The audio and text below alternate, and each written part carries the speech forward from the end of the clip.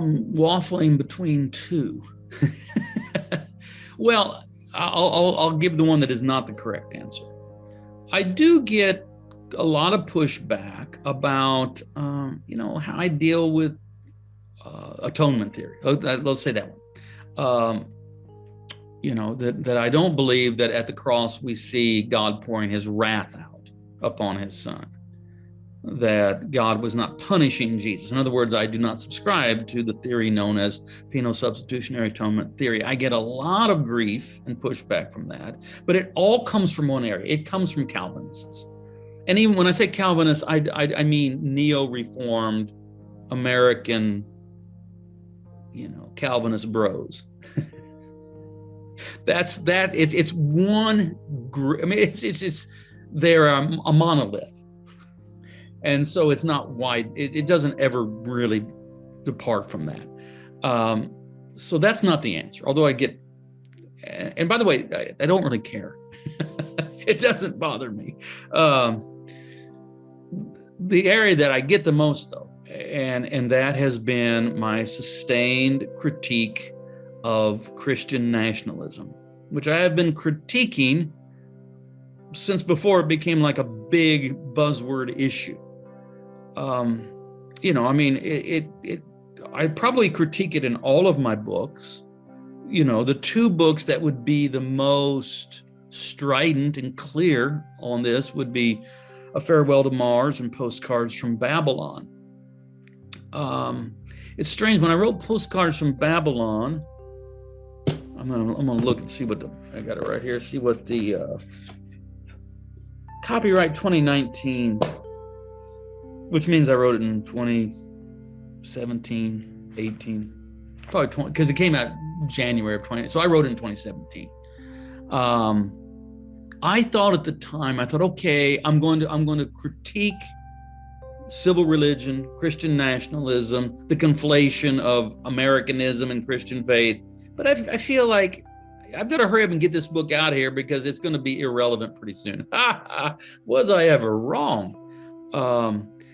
Look, this is a book that I've written that is extremely relevant, that I would be very happy for it to become irrelevant, but I'm afraid it's not going to become relevant. America is a huge thing. It's four things. It's so big, it's four things. It's not one thing, it's four things.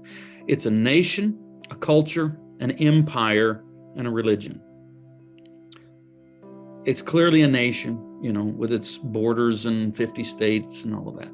And it's a culture, because everywhere I go is America. I travel the world. I've been in 50 countries, but in one sense, I've never left America, because it's, as the U2 song says, outside it's America.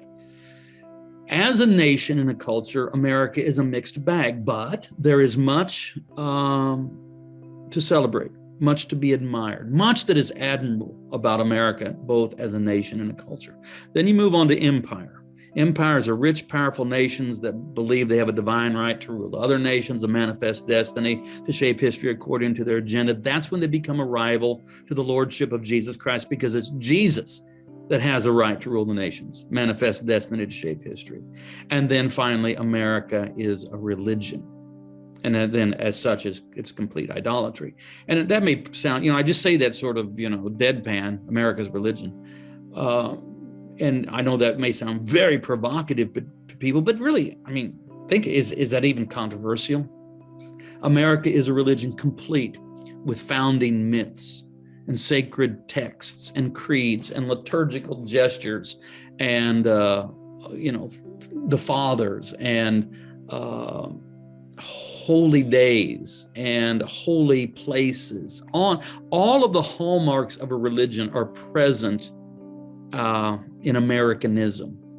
And that kind of language, that kind of critique, that's given me the most grief and pushback and pain. Why do I keep doing it? Because it has to be done.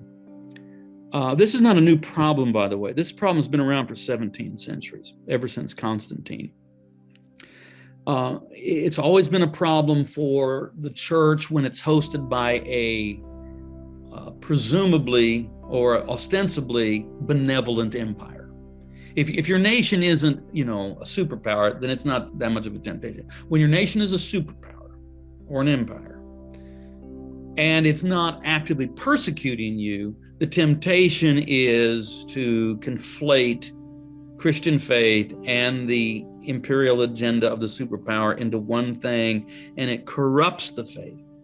And it's a crisis of fidelity that we're experiencing in much of the church in America right now. And I keep speaking out because I can't do otherwise. I mean, it's just what I'm called to do. And I have a lot I get lots of encouragement too, you understand. It isn't just nonstop pushback. I get all kinds of encouragement from people that I've been able to help see that. And once you see it, then you can turn away from it and begin to really faithfully follow Jesus.